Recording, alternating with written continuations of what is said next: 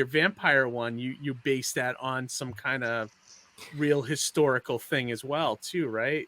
Yeah. So the other book that Henry Ponciano and I did, the Children's Vampire Hunting Brigade, which I was trying to remember the name. Yeah, it's a trilogy, and that's available as part of the Kickstarter too, by the way. But cool. That's more of a coming-of-age gothic adventure, punk rock Buffy set in Scotland.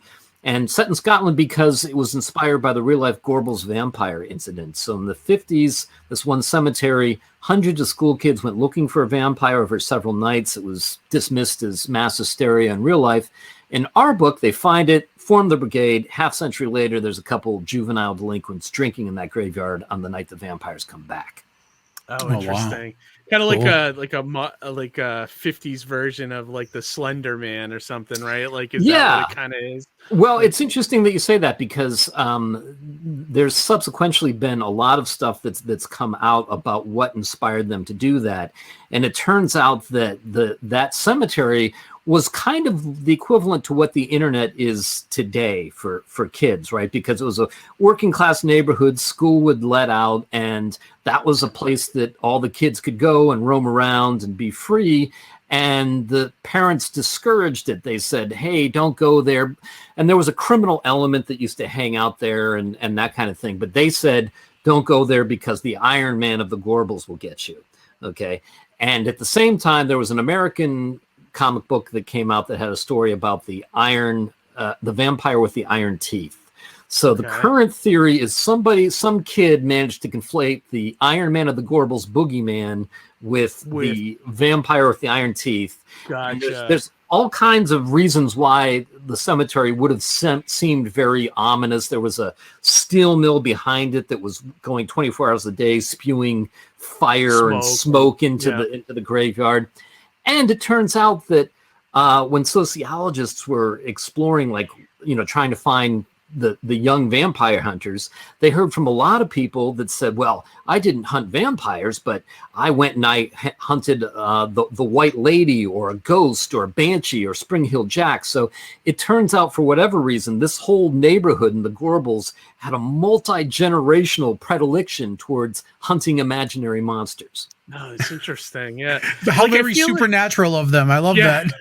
I do remember being a kid, and there was always certain areas of even my town where people would be like, there's something going on over here, like especially the graveyards, there will always be stories, or you don't want to go there at night, you can hear somebody screaming or something, there was always stuff like that. So sorry, Zach, go on. I was gonna have an example, but go on. I didn't want to step on you there. I was just gonna say there's a mental asylum called in Massachusetts, in Danvers, right? That's gone now. It's Grafton Job Corps.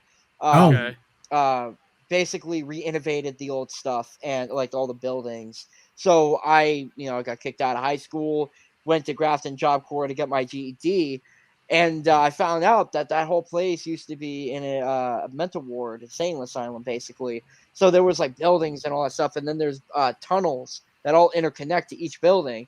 So I traveled them. I was not supposed to because I would have gotten kicked out, but I went into the tunnels, seeing the shock tubs all along the line. That was that in Danvers, Zach? The old Danvers Hospital, do you know? I could look it up for you. Because I was just going to say, Session 9 was filmed at the Danvers Hospital, and they show a lot of those tunnels, and there's no better look at a great abandoned mental hospital than watching that movie. They filmed every nook and cranny of that place, and it's all on display. Also, you could tell the real star of that movie was the asylum. The asylum itself. The Overlook Hotel is to The Shining, And there's also Grafton State Hospital was a psychiatric hospital in Grafton, Massachusetts that operated from 1901 to 1973. It is the site has been redeveloped with Tufts University Cummings School of Veterinary Medicine as a major occupant for Grafton Job Corps. Okay, yeah, but it sounds a lot like the Danvers Hospital. Yeah, along the same lines, I think, Johnny. Probably. Right, exactly. Oh, dude, my urban myth example is that we had this this old abandoned mansion that was on the top of a hillside that was all concrete. It was concrete, and the myth was that the wife commissioned the building to be made mostly concrete because she was worried about fires happening in the house and burning the place down. So they even had like benches and tables. Things were, a lot of it was concrete, right? So the story goes, and I think it was really just to keep teenagers out of there, was that there was it was haunted by a 12-foot Indian. If you were going to go up there late at night, you got to be wary because it would also be pitch black, but it would be haunted and you could be murdered by a 12-foot Indian, Native American Indian. Oh man. And, it's just too funny that we all have these local urban myths, and a lot of them are really just to keep teenagers out, right? Yeah, absolutely. and yeah, mine was the ones in Leominster were mostly around like certain areas, or like Chuck, Harry, yeah, Apache Chief, yeah. Or I was thinking even the Indian in One Flew Over the Cuckoo Nest, wasn't he? The chief, early guy. Too? Yep, yeah. Chief, the chief, yeah. But yeah, like all of ours were like around cemeteries or like specific fields or something, like and you just knew, like everyone had a story, like I think people like fed into it, it's interesting how it happens in a lot of places, so for sure. Well, I mean, David provided a great example of how two myths were kind of jammed together to form a new one, stories kind of get mixed down the line. Definitely. It's interesting. It's also good fodder for comic stories, so for sure. Like that one you just said, Johnny, you could turn that into some kind of story.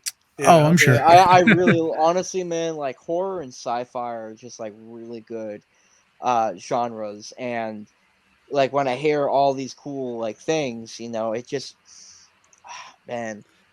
Yeah, I mean, like you build a story from real life sometimes, or maybe a spark of the story comes from real life, or real, something you heard or seen, So it's always good. I was just saying, well, David, do you have a propensity to kind of look back into history to create your stories? Is there just a certain affinity to that, or is it just the nature of the story you're trying to tell?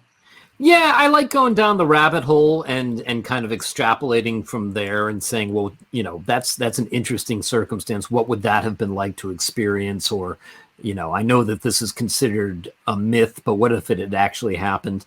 That kind of thing, for sure. Yeah, like live vicariously through the research kind of thing. Yeah. I mean, for Losing the Light, I actually did a ton of research about some of the first espionage and terrorism in the United States. Was happening around 1915, 1916, primarily on the East Coast, because the First World War was happening and the United States hadn't entered it yet. And so it was ostensibly neutral, but because of the way the blockades were set up, the American ships were sending supplies that were getting through to Germany's enemies, but not to Germany itself. And so you had all these German sailors that were stuck in the ports due to the war, and they started planting like pipe bombs in the ships to blow up the supply ships. And the United States government was covering it up because, American businessmen were making money hand over fist supplying all these supplies for the war. And they knew that they would probably get involved in the war eventually, but they were trying to delay it as long as possible. So yeah, that was just some of the research. There's a great book called by Howard Bloom called Dark Invasion that talks about all the German espionage that was going on in the United States. Interesting.